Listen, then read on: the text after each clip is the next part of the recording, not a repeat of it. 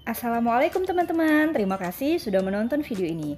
Jika kamu punya tempe di rumah, jangan digoreng biasa, ikutin cara saya membuat osengan tempe sultan yang enak banget. Tapi sebelum lanjut menonton, jangan lupa tekan tombol subscribe-nya dan like video ini ya, sebagai dukungan kalian terhadap video-video yang saya buat. Nah, ini untuk bahan pertamanya pastinya kita menggunakan tempe. Saya menggunakan satu keping tempe yang saya beli seharga 5.000, kemudian saya bagi-bagi menjadi beberapa bagian, kemudian ini kita potong lagi. Nah, untuk ukurannya menyesuaikan ya. Kalau teman-teman sedang ukuran besar berarti boleh potong besar-besar, tapi kalau misalnya senangnya kecil atau ingin cepat matang, kita bisa potong kecil. Nah, kalau saya potongnya seperti ini ya, jadi ini ukuran sedang saya memotongnya.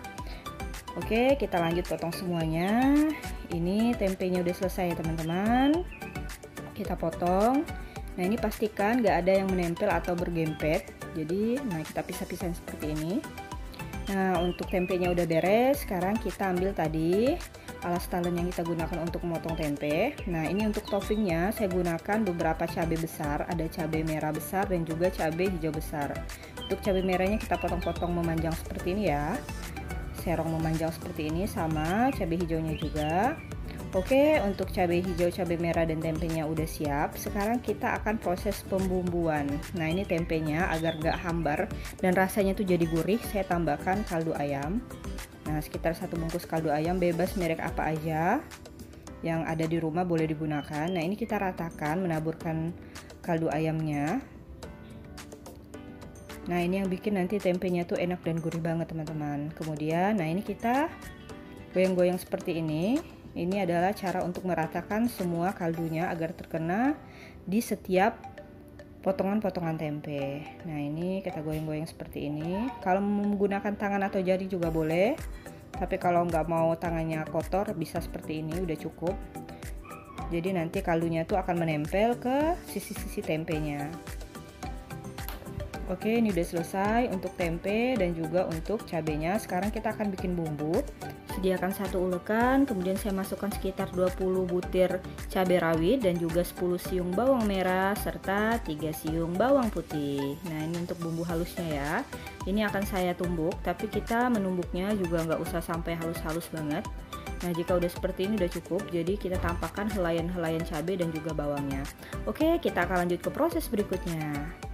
Nah, ini airnya udah mendidih. Di sini saya menggunakan topping sultannya adalah babat. Nah, ini babat sapi ya, atau kita bilang handuk sapi. Dan ini udah saya cuci bersih ya. Ingat, saat kita memasukkan babatnya, air rebusan udah harus mendidih. Nah, selanjutnya ini untuk pengempukannya saya menggunakan metode Umi Yasmin yaitu 5-37. Untuk tahap pertama kita tutup ini dan kita gunakan api besar. Nah, perebusan pertama kita akan rebus selama 5 menit. Kemudian nanti setelah 5 menit kita matikan api kompornya. Kita diamkan selama 30 menit, api kompornya mati. Tutupnya nggak boleh dibuka. Kemudian kita lanjut rebus lagi selama 7 menit dengan api yang tetap besar dan tetap tertutup pancinya. Nah, ini udah perebusan yang kedua ya, yaitu 7 menit udah selesai. Saya matikan api kompornya. Dan ingat teman-teman, tadi saya lupa menunjukkan bahwa ketika kita merebus, tambahkan 1 bungkus kaldu atau sekitar 1,5 sendok makan kaldu ayam atau kaldu sapi.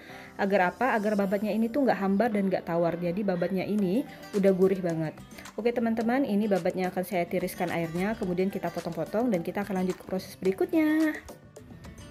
Saya tambahkan sedikit minyak goreng.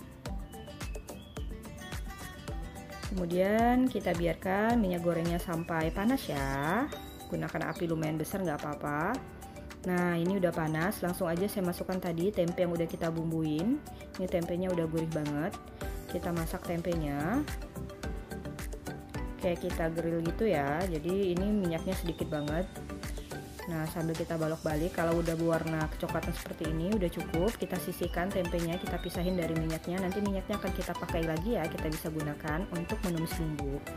Nah, ini tadi minyak tempe, kita tuangkan ke dalam wajan yang lebih besar atau teflon lebih besar. Kita biarkan minyaknya sampai agak panas. Kemudian ini tadi bumbu yang udah kita ulek. Ada bawang dan juga cabai, bawang merah, bawang putih dan juga cabai rawit. Nah, ini kita masak sebentar. Kemudian langsung saya masukkan tadi. Nah, ini cabai merah besar dan cabai hijau besar juga kita masukkan di awal. Jadi agar nanti aroma dari sambalnya ini enggak langu ya. Jadi kita masak juga cabai besarnya. Nah, ini kita tumis. Kemudian, nah sambil memasak ini tidak lupa saya tambahkan kaldu jamur. Agar apa? Agar nanti bumbu dari sambalnya ini enak, gurih. jadi dia nggak hambar. Nah, ini kita masak lagi sebentar. Kemudian masih ada topping lainnya yang akan saya masukkan, yaitu di sini ada petai. Nah, ini petai yang satu bijinya saya bagi dua, saya belah. Nah, jadi cabai merah, cabai hijau dan petai serta cabai tadi bumbu bawangnya harus benar-benar matang ya. Jadi aromanya nanti benar-benar harum. Nah, ini kita masak sampai petainya layu. Oke, petainya udah layu dan aromanya udah harum, langsung saya masukkan tadi babat. Ini babatnya udah gurih karena tadi pada proses perebusan saya kasih kaldu ya teman-teman, 1 bungkus. Nah, agar olahan tempe ini semakin terasa sultannya, saya tambahkan lagi topping sultan, yaitu kikil sapi. Ini udah saya rebus juga, teksturnya udah empuk. Dan selanjutnya saya masukkan tadi tempe yang udah kita goreng dan udah kita kasih bumbu. Jadi ini tempenya udah gurih banget. Jadi pada dasarnya semua topping yang saya campurkan ini semuanya udah gurih, kecuali tadi kikil, karena kikil belum saya kasih bumbu karena saya yakin kikil itu dia akan meresap bumbu cabai yang tadi udah kita masak. Nah, ini kita aduk benar-benar ratakan, gunakan api yang besar agar semakin panas, jadi bumbunya itu semakin meresap ya teman-teman. Nah, agar semakin oke dan semakin sip rasanya, saya tambahkan lagi sekitar 1 bungkus kaldu ayam, boleh juga pakai kaldu sapi atau setakaran sekitar 1,5 sendok makan kaldu, bebas merek apa aja. Nah, ini udah cukup, kita masak lagi. Jadi ini nggak kita kasih air sama sekali ya teman-teman. Jadi babatnya itu dan juga kikilnya itu dia akan mengeluarkan kaldu dengan sendirinya ketika kita masak. Nah, ini kita akan rasa dulu untuk babatnya. Nah, ini ya teman-teman, ini Masya Allah tampilannya sip banget. Untuk rasa jangan ditanya, ini udah enak banget, bener-bener rasa sultan. Dan ini kikilnya juga empuk banget. Nah, ini dan bumbunya tuh juga meresap ke kikil. Oke, ini sebenarnya udah sip, tapi kita akan benar-benar masak lagi, matangin agar semuanya benar-benar tercampur rata. Nah, ini udah selesai, saya memasaknya. Oseng tempe sultan yang enak banget. Jadi toppingnya ini ya yang bikin tempe ini jadi sultan, ada kikil dan juga babat. Sekarang kita akan lihat gimana sih rasanya, tampilannya kalau kita makan pakai nasi putih. Jadi kita nggak perlu lauk lain ya teman-teman, cukup pakai ini aja udah enak banget, udah surga dunia. Nah, ini sengaja nggak saya kasih gula biar rasanya tuh bener-bener gurih. Jadi ini cuman kita kasih kaldu ya. Masya Allah, ini enak banget teman-teman.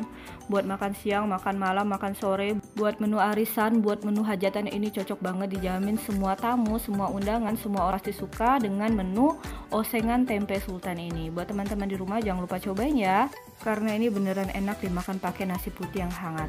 Terima kasih sudah menonton video ini. Jangan lupa bantu dukung terus channel ini dengan cara menekan tombol subscribe dan like video ini ya. Akhir kata, wabillahi taufiq wal hidayah. Assalamualaikum warahmatullahi wabarakatuh. Bisnis ibu rumah tangga Nada Rafika TV.